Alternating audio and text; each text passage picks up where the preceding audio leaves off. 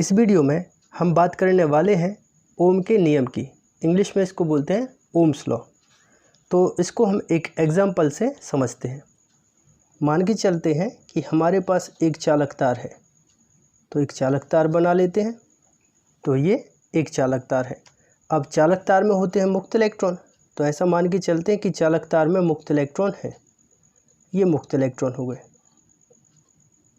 ठीक है। अब इस चालक तार के सिरों के बीच में हम एक लगा देते हैं बैटरी। तो बैटरी के दो टर्मिनल होते हैं, एक होता है पॉजिटिव और एक होता है नेगेटिव। तो चालक तार के एक सिरे का संबंध कर देते हैं बैटरी के धन सिरे से और दूसरे का संबंध कर देते हैं बैटरी के ऋण सिरे से। और मान के चलते हैं कि इस बैटरी का जो पोटेंशियल डिफरेंस है वो है V, विभवांतर, ठीक है। एक सिरे का विभव है उच्च और एक सिरे का विभव है निम्न, ठीक है। मतलब ये है कि चालक तार के सिरों के बीच में हमने विभवांतर आरोपित कर दिया। जब इस चालक तार के सिरों के बीच में विभवांतर आरोपित किया जाता है तो इन मुक्त इलेक्ट्रॉनों पर एक लगता है बल, ठीक है, जिसके कारण ये जो मुक्त इलेक्ट्रॉन है ये क्या करने लगते हैं, गति करने लगते हैं, ठीक है, नेगेटिव से पॉजिटिव की ओर, ठीक है। अब ये इलेक्ट्रॉन क्या कर रहे हैं, गति कर रहे हैं।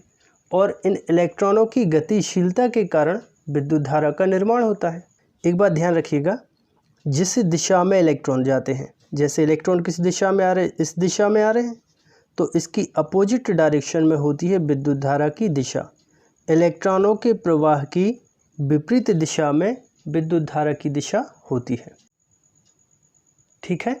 मतलब यह है कहने का कि जब चालक तार के सिरों के बीच में भी विभवांतर आरोपित किया जाता है तो उसके जो मुक्त इलेक्ट्रॉन होते हैं वो गति करते हैं और इलेक्ट्रॉनों की गतिशीलता के कारण इसमें प्रवाहित होती है धारा।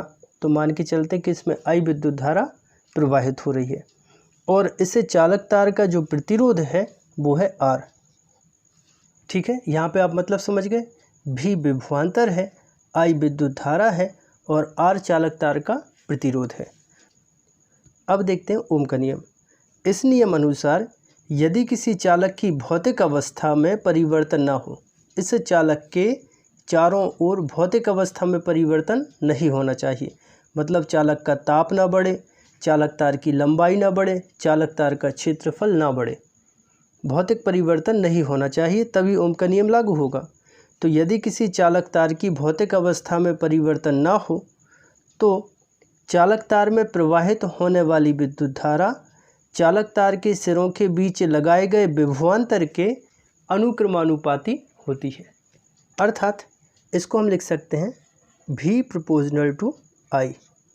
इसका मतलब ये हुआ कि चालक तार के सिरों के बीच में जैसे जैसे हम विभवांतर बढ़ाते हैं विद्युत धारा का मान भी बढ़ता जाता है। जैसे चालक तार के सिरों के बीच में 2 वोल्ट का विभवांतर लगाएं तो उस चालक तार में प्रवाहित होने वाली विद्युत धारा 2 एम्पीयर हो जाएगी। 4 वोल्ट का विभवांतर लगाएं तो उस चालक तार में प्रवाहित होने वाली विद्युत धारा 4 एम्पीयर हो जाएगी। विभवांतर का आप मान बढ़ाते जाइए तो विद्युत धारा का मान बढ़ता जाएगा। इसी को हम कहते हैं ओम का नियम, ठीक है। अब यदि V के बराबर करें तो V बराबर करेंगे तो आ जाएगा R और ये I। तो V का मतलब तो विभवांतर है जो कि चालक तार के सिरों के बीच में लगाया है। R कहलाता है रेजिस्टेंस या प्रतिरोध और I कहलाती है विद्युत धारा। अब यहाँ पर देखिए R क्या है, चालक तार का प्रतिरोध।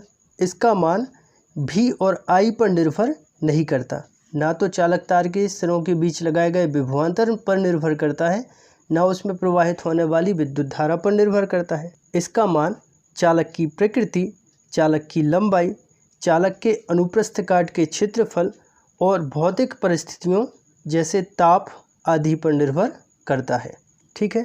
तो V बराबर RI को कहते हैं ओम का नियम। अब ओम के नियम के और देखिए कितने सूत्र बन सकते हैं। एक बनेगा R बराबर V अपॉन I, R को यहीं रखते हैं और I का तिर्यक गुणा कर दें तो R बराबर कितना हो जाएगा, V अपॉन I। या फिर I के बराबर कर दें तो I बराबर कितना हो जाएगा, V और अपॉन R। तो ये 3 सूत्र होते हैं ओम के नियम के। एक होता है V बराबर आर आई, आर बराबर V अपॉन आई और आई बराबर V अपॉन आर। अब यहाँ पर आप याद रखिए ओम का नियम केवल धातु चालकों के लिए सत्य होता है। ठीक है, चालक होना चाहिए और चालक कैसा हो, धात्विक हो। धात्विक चालकों के लिए ही ओम का नियम लागू होता है। अब देखिए ओम के नियम की शर्तें। पहली शर्त होती है चालक का ताप नियत होना चाहिए। यदि चालक का ताप बदलेगा तो यहाँ पर ये जो प्रवाहित होने वाले इलेक्ट्रॉन हैं उनकी चाल भी बदलेगी, तब ओम का नियम लागू नहीं होगा। तो सबसे पहली शर्त ये है कि चालक का ताप परिवर्तित नहीं होना चाहिए। दूसरी शर्त होती है चालक में विकृति उत्पन्न नहीं होनी चाहिए। चालक की लंबाई नहीं बढ़नी चाहिए। चालक के अनुप्रस्थ काट का क्षेत्रफल परिवर्तित नहीं होना चाहिए, अर्थात चालक में किसी प्रकार की विकृति उत्पन्न नहीं होनी चाहिए। ओम के नियम अनुसार यदि V और I के बीच में एक ग्राफ खींचा जाए तो वो हमें सरल रेखा मिलता है। देखिए जैसे एक ले लेते हैं x अक्ष, तो इस पे ले लेते हैं हम विभवांतर, और एक ले लेते हैं y अक्ष, तो y अक्ष पर ले लेते हैं विद्युत धारा और ये इसका हो जाएगा मूल बिंदु।